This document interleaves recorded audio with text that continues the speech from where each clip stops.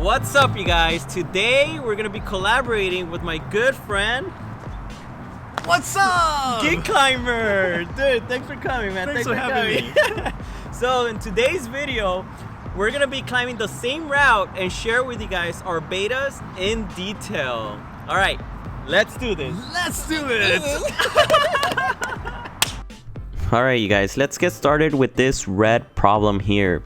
Now, first thing I do when starting this project is bring my hips as close as I can to the wall because I'm in an overhang position.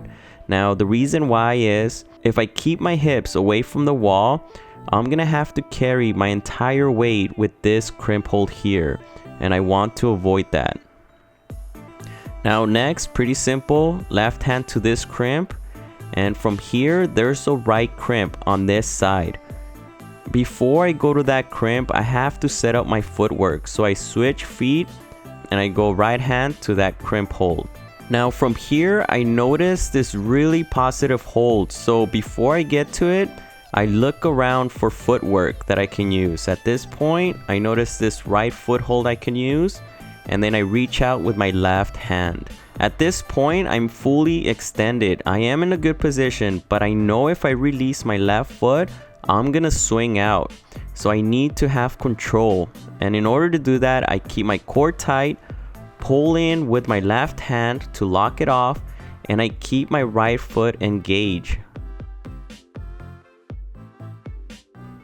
Now at this point, I see this hold is pretty far away, so I'm trying to see what should I do here.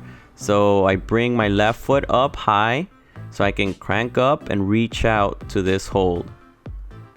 But notice this detail. I bump up my right foot and I press down so I can get as close as I can to this hold. Now, once I get in this position, it seemed to me that it was pretty straightforward. Bump up my right hand, go left hand here, and reach out to the top. But that's because I did not see this hold here.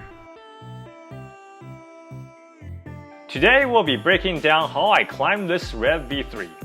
The start was fairly straightforward until I hit this crimp with my right hand here. My initial reaction was, wow, this crimp is pretty terrible for overhanging V3. One thing I noticed is that the next hold looks exceptionally good. So if I reach with my right hand instead, though I cut feet, I will still be able to hold on to it with little effort with my shoulders and lats. Personally, I prefer to stress the big muscles like shoulders and lats over small muscles like fingers. Once I get my feet back onto the wall, I toe hard and engage the core to reach for the next hold. Next, I opt for a toe hook to bring my left hand to match with my right because my left hand is on the left side of the hold. Which means instead of the left side, the right side of the hold is open.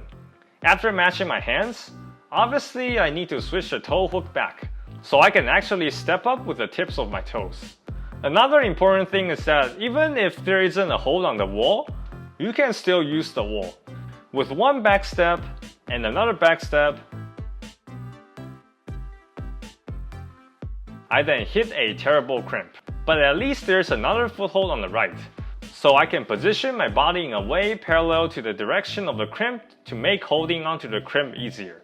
After that, toe hard and engage the core to finish the climb. So as you can see, we both climbed the same route differently. What does that mean? That means there isn't only one single beta that works for everyone. That is right, you guys. So there's no one beta for everyone.